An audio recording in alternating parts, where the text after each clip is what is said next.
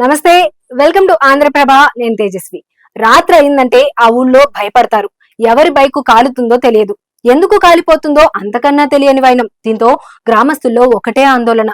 ద్విచక్ర వాహనాలు ఎందుకు కాలిపోతున్నాయి, దీనికి కారణం ఎవరు, ఎవరి నిర్వాకం అనే కోణంలో ఎంత బుర్ర పీక్కున్నా సమాధానం మాత్రం దొరకలేదు. ఇంతకీ ఆ ఊరేంటి? ఆ ఊళ్ళో రాత్రైతే చాలు భయం. ఎవరి ద్విచక్ర వాహనం తగలబడుతుందో తెలియని పరిస్థితి. దీంతో గ్రామస్తులు కళ్లల్లో ఒత్తులు వేసుకొని మరి కాపలా కాసిన పరిస్థితిలో మార్పు లేదు. రోజుకో బైకు చొప్పున దహనం అయిపోతూనే ఉంది.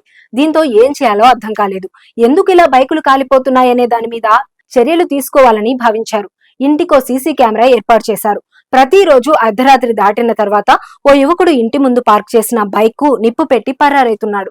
విషయం తెలియక గ్రామస్తుల్లో ఆందోళన నెలకొంది. కానీ అతడు మాత్రం తన పనిని నిర్విఘ్నంగా కొనసాగించాడు. నిర్మల్ జిల్లా లక్ష్మణచాంద మండలం రాజాపూర్ గ్రామంలో ఓ యువకుడు అర్ధరాత్రి 1 గంట దాటిన తర్వాత వీధిలో తిరుగుతూ కనిపించిన బైక్ కు నిప్పు పెడుతున్నాడు. నిత్యం ఇదే పని చేస్తుండటంతో గ్రామస్తులకు కంటి మీద కునుకు లేకుండా పోయింది. సీసీ కెమెరాల ఏర్పాటుతో అతడి రంగు బయటపడింది.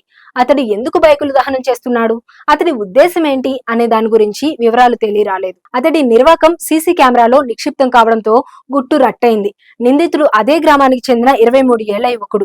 ఇంటి ముందు నిలిపిన బైకులను టార్గెట్ చేసుకుని నిప్పంటించడం అతడి నైజంగా మారింది. ఈ కుట్ర వెనుక ఏ కోణం దాగి ఉందో అన్నట్లు పోలీసులు దర్యాప్తు చేస్తున్నారు.